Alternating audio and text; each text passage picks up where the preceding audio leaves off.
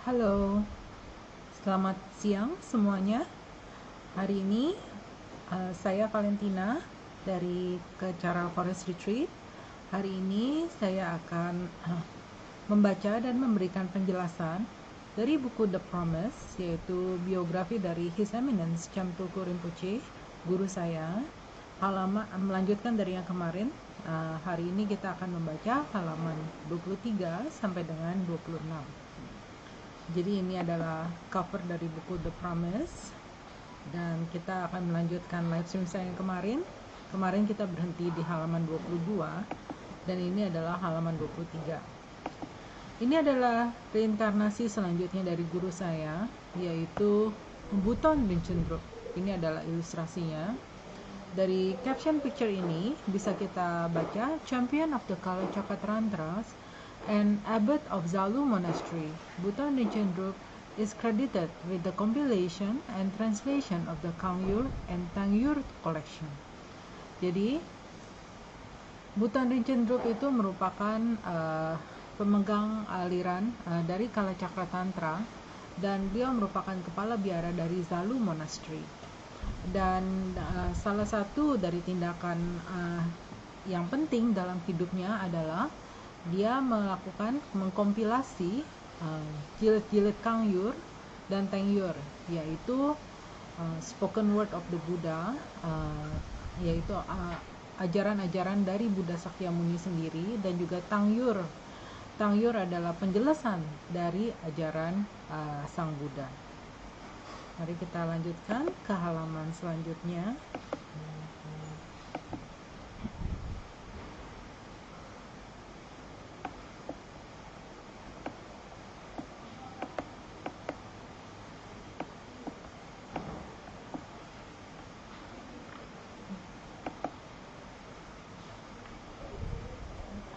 Buton Rinchen Drop. The 13th incarnation of Chögyam Rinpoche was born as the omniscient Sakya Master Buton Rinchen Drop, a prodigious scholar, writer, and possibly Tibet's most celebrated historian. As a young boy, he displayed many auspicious signs, being able to perceive and communicate directly with Manjushri and discern the difference between the pure and impure Buddhist commentaries. Jadi, inkarnasi ke-13 dari His Eminence Chögyam Rinpoche itu terlahir sebagai guru dari aliran Sakya, yaitu Buton Rinchen Drop. Beliau adalah cendekiawan besar dan juga penulis, dan juga mungkin merupakan salah satu dari ahli sejarah Tibet yang cukup terkenal ya, dan paling berpengaruh. Pada saat dia masih muda ya, as a young boy, dia banyak menunjukkan tanda-tanda yang tidak biasa, dan juga beliau itu dapat mengkomunikasikan berkomunikasi secara langsung dan melihat langsung Manjushri, dan juga dia bisa membedakan mana ajaran Buddha yang murni dan mana yang tidak murni, mana penjelasan ajaran Buddha yang benar atau murni dan yang tidak murni.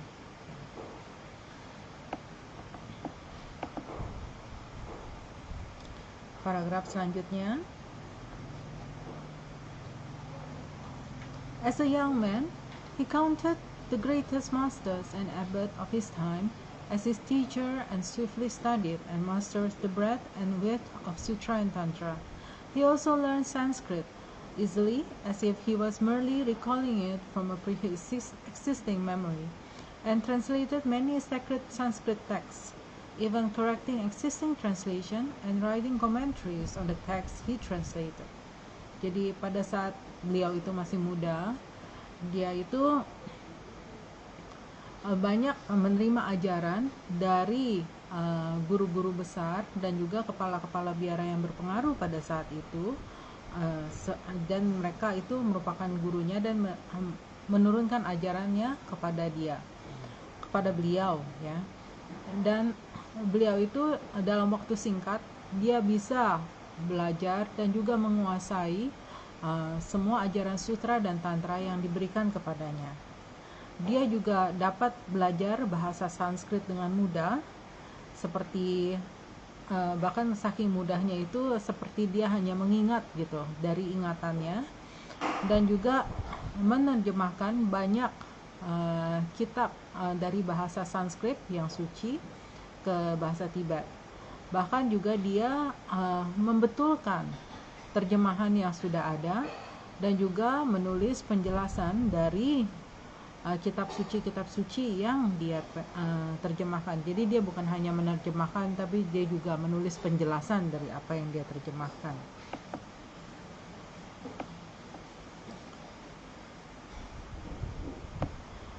Jadi while in his 20s, Bhutan Rinchen Rup became one of the most important champions of the Kalachakra in Tibetan history, receiving all possible transmission of this practice and prolifically passing the lineage on to others. Jadi pada saat dia masih berusia 20-an, Bhutan Rinchen Rup sudah menjadi salah satu pemegang aliran Kalachakra Tantra yang paling berpengaruh ya di Tibet, dalam sejarah Tibet. Dan dia juga menerima semua transmisi dari praktek ini dan juga menurunkan atau mengajarkan praktek ini kepada orang lain atau praktisi-praktisi lain. When he was 31, Bhutan Rinchen Rup was appointed as the 11th abbot of Zalu Monastery, a position he held for 37 years. During his tenure, he established a college for the study of both the sutras and newer tantras that were arriving in Tibet from India. Under his leadership, Zalu Monastery soon became an indispensable place of Buddhist learning and scholarship. Ketika beliau masih berusia 31 tahun, Bhutan Rinchen Rup itu ditunjuk sebagai kepala biara yang ke-11 dari biara Zalu. Posisi ini dia pegang selama 37 tahun. Pada saat beliau menjabat, dia mendirikan universitas untuk belajar sutra dan juga tantra yang baru datang dari ke Tibet dari India. Dan di bawah kepemimpinannya, biara Zalu menjadi tempat yang penting ya, yang sangat penting bagi ajaran Buddha dan juga untuk tempat untuk belajar ajaran Buddha.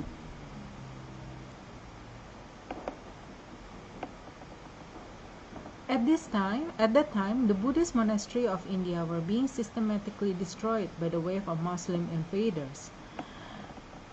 This spurred Bhutan Rinchen Rup to embark on an ambitious project of compiling and translating the monumental Kangyur and Tengyur collections. The Kangyur consists of 108 volumes of the Buddha's spoken words, while the Tengyur consists of various commentaries by Indian and Tibetan masters. These two encyclopedic collections become the basis of the survival of Buddhism in Tibet and are essential references for the Buddhists of all traditions until today. Bhutan Rinchen Rup himself also authored 26 volumes of commentaries, including the famed History of Buddhism. Jadi, pada saat beliau sedang menjabat sebagai kepala biara Zalu, India itu sedang mengalami invasi, keadaan politik yang tidak baik ya, dan dia sedang diinvasi oleh kekuasaan asing. Jadi karena ajaran agama Buddha itu kan berasal dari India, Bhutan Rinchen Rup ini melihat betapa pentingnya untuk menyelamatkan ajaran-ajaran yang masih ada. Karena itu beliau memulai proyek yang cukup ambisius, yaitu beliau mengkompilasi dan juga menerjemahkan Kangyur dan Tengyur collection. Jadi Kangyur itu terdiri dari 108 jilid dari ajaran Buddha, ajaran Sang Buddha, sementara Tengyur itu terdiri dari berbagai penjelasan mengenai ajaran Buddha dari banyak guru yang berasal dari Tibet maupun India. Dua koleksi ensiklopedia ini menjadi basis dari bertahannya ajaran agama Buddha di Tibet dan merupakan referensi yang penting bagi tradisi agama Buddha sampai dengan hari ini. Jadi Buton Rinchen Drup sendiri dia juga menulis sebuah buku yang cukup penting dan masih dianggap cukup berpengaruh dan masih dianggap sebagai referensi penting, yaitu Sejarah Agama Buddha.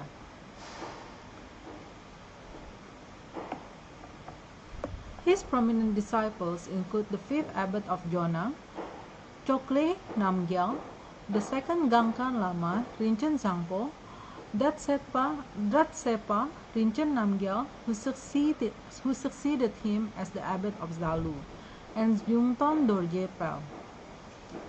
Dia memiliki banyak murid, dan beberapa muridnya yang cukup terkenal adalah kepala biara kelima dari aliran Jonang, Chokle Namgyal, dan juga Gangkar Lama Rinchen Zangpo yang kedua, Dratsetpa Rinchen Namgyal yang kemudian meneruskan kedudukannya sebagai kepala biara Zalu, dan juga Yungton Dorje Pel. Kita lanjut ke halaman selanjutnya.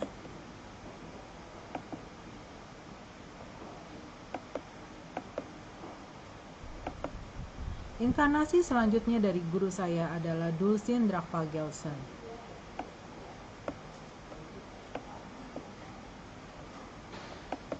Sebentar, sini. During the time of the great Manjunata Lama Tsongkhapa Lobsang Drakpa, Cham Rinpoche's previous incarnation was born in central Tibet as the great Vinaya holder Dulcin Drakpa Gelsen, who was one of the 8 main disciples of Lama Tsongkhapa. He was ordained by the Sakya master Drikung Choje and became his ritual assistant Zimpon. He also studied under Drikung Kutok Nyingpa and mastered the entire corpus of Sutra and Tantra through the works of Buton Rinchen Drup, who was also one of his previous lives. Jadi pada era Lama Tsongkhapa, ya, Lobsang Drakpa, yaitu pendiri dari aliran topi kuning atau aliran geluh, salah satu inkarnasi terdahulu dari guru saya, His Eminence Cham Rinpoche, itu terlahir di Tibet Pusat, ya, di Tibet Tengah atau Tibet Pusat, sebagai Dulcin Drakpa Gelsen. Dulcin Drakpa Gelsen ini terkenal karena beliau selalu memegang teguh sumpah Vinayanya, ya, jadi dia dianggap sebagai the great Vinaya holder. Dan beliau juga merupakan salah satu dari 8 murid utama Lama Tsongkhapa. Beliau ditabiskan sebagai biksu oleh guru aliran Sakya yang bernama Drikung Choje, yang kemudian Dulcin Drakpa Gelsen melayani gurunya sebagai ritual assistant atau simpon.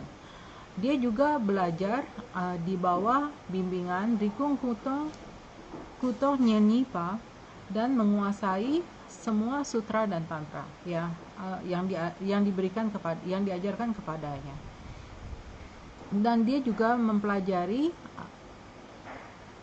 buku yang ditulis oleh Buton Rinchen Drup yang juga merupakan inkarnasinya yang terdahulu.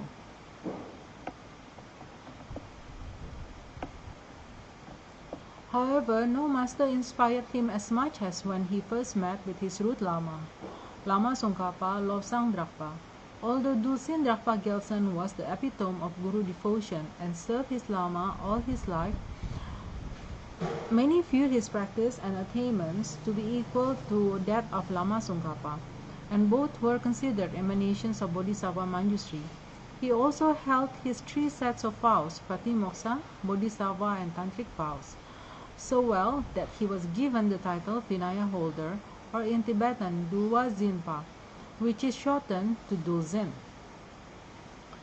Jadi meskipun beliau belajar di bawah bimbingan banyak guru, Dulcin Drakpa Gelsen itu paling terinspirasi oleh salah satu gurunya yang bernama Lama Tsongkhapa, Lobsang Drakpa.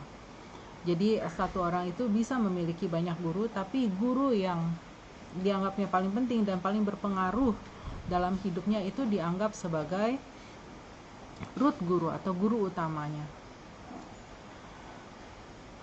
Jadi Dulcin Drachpa Gelson ini itu sangat terkenal karena beliau sangat mengabdi kepada gurunya dan juga melayani gurunya selama hidupnya. Banyak yang melihat praktek ini atau attainment yang dimiliki oleh Dulcin Drachpa Gelson itu sebetulnya sama dengan Lama Tsongkhapa. Dan keduanya, baik Lama Tsongkhapa maupun Dulcin Drachpa Gelson dianggap sebagai emanasi dari Bodhisattva Manjusri atau Bodhisattva kebijaksanaan, ya, Manjusri. Dia juga memegang ada 3 set sumpah di sini, yaitu Pratimoksha, Bodhisattva, dan Tantric Vows. Dan dia memegang semua sumpah ini dengan sangat baik sehingga dia itu dijuluki sebagai Vinaya holder atau pemegang Vinaya. Atau dalam bahasa Tibet itu disebut sebagai Dulwa Zinpa, which is shortened to Dulcin, yang kalau di persingkat itu dianggap disebut sebagai Dulcin, ya, makanya dia sering dipanggil sebagai Dulcin.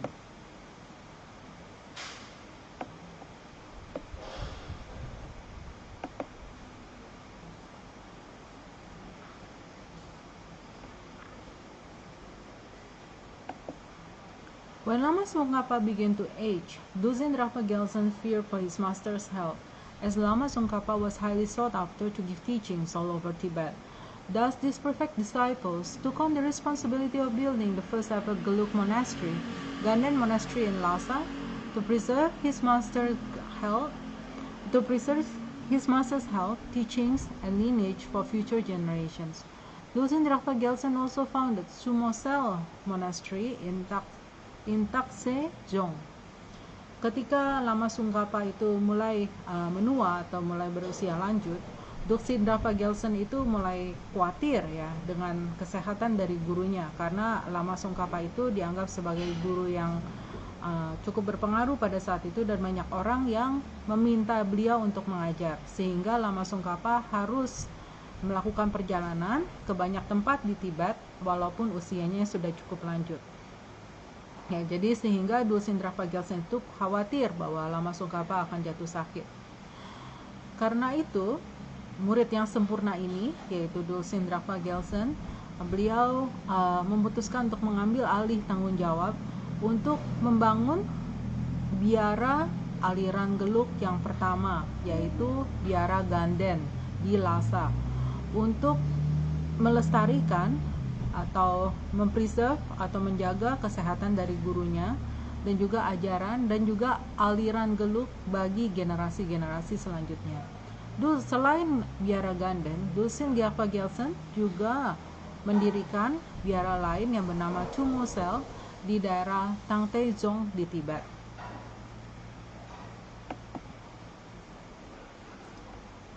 Dulcin Drachpa Gelson was so highly regarded that upon Lama Tsongkhapa's parinirvana, he was requested to ascend the throne as the first Ganden Tripa or Gelugpa throne holder. However, he humbly declined, preferring to serve his teacher in other ways and offered the honor to the elder Gyaltsab Je instead. He then retired to his monastery and entered clear light. Dulcin Drachpa Gelson itu sangat dihormati pada masanya, sehingga ketika Lama Tsongkhapa sampai pada parinirvana atau telah meninggal, ya, dia itu diminta untuk mengambil alih tahta dari Ganden Tripa yang pertama, atau sebagai pemegang tahta Gelugpa yang pertama atau pengganti Lama Tsongkhapa di dunia ini.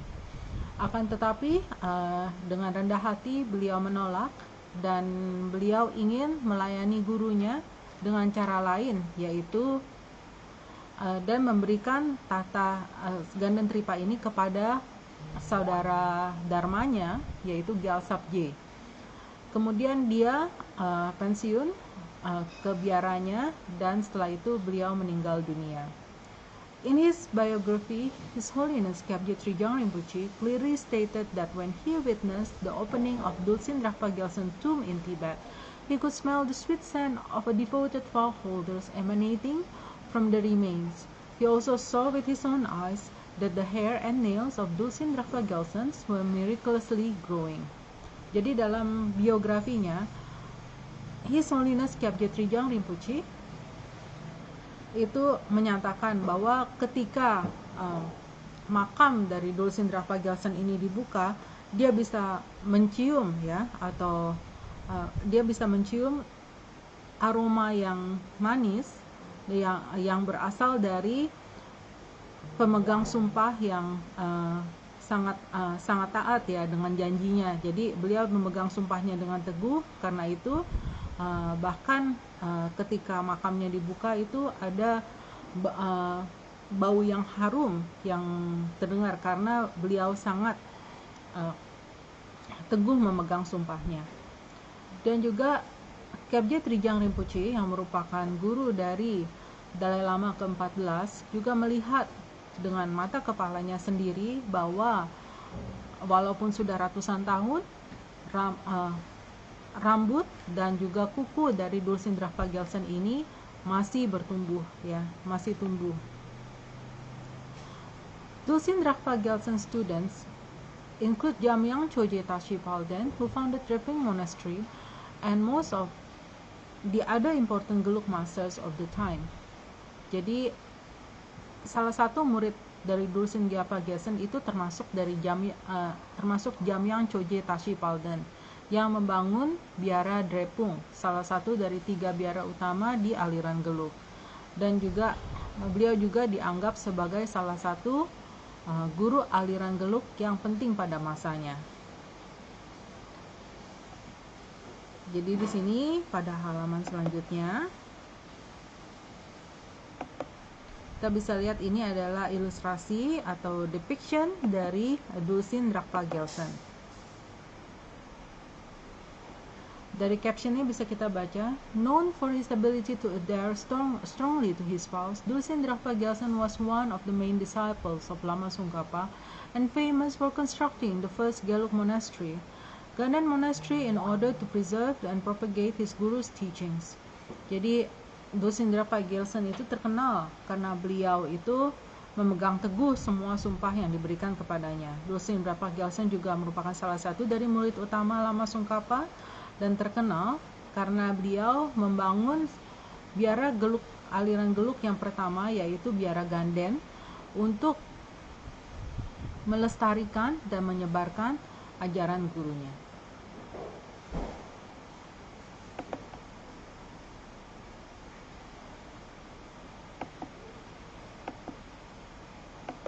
Jadi itu adalah sharing saya untuk hari ini. Dan saya akan lanjutkan lagi besok dengan halaman selanjutnya dari buku The Promise. Mari kita tutup live stream ini dengan doa dedikasi dalam bahasa Tibet. Jantuk semchok rinpoche, make panam keguche, kepanyampa mepayang, gongna gongdu pewaso, toni tongwa rinpoche, make panam keguche, kepanyampa mepayang, gongna gongdu pewaso. Tasuci sapa gewade, tandan doa kulanga pandang, cepa jesu nosandra pai, tampinyin porindu sao shesho, kewa kuntu yandak lamadan, dame choki pala lo choci, salalam giyote nabjokne, doje changi gopanyo toso. Gewadi nyududa, lama sanggir rubyune, doa cikyang malupa, de isala gopas. Joki gapo songgapa, josu nampa pewala, geki sama ciwada, tuki malu samwaso. Dadan sengi dusumdan, divasokni latane, gawalo sandrapai, tanpa yuri pa gyuchi. Ni model eksendele, ni meguyan dalesin, ni sentaktu dalata. Konco sungi jindil, konco sungi ngoduso, konco sungi trahashi sho. Jesu nama ku seratunci, nam katine cocu gepada. Lopsan tempe drome sasungi, doe musetaktu ne gyuchi. Gari rawe kowe singamdir, penan dewa malu jungwani. General sing wanten sing gasoi, sampai si tepatu thank you cik. Tumpai ngodru malupa, nedi dala selduso, kodang tempa loconan, gepa cocin syuk, pensel. Oke, terima kasih. Sampai jumpa di live stream selanjutnya.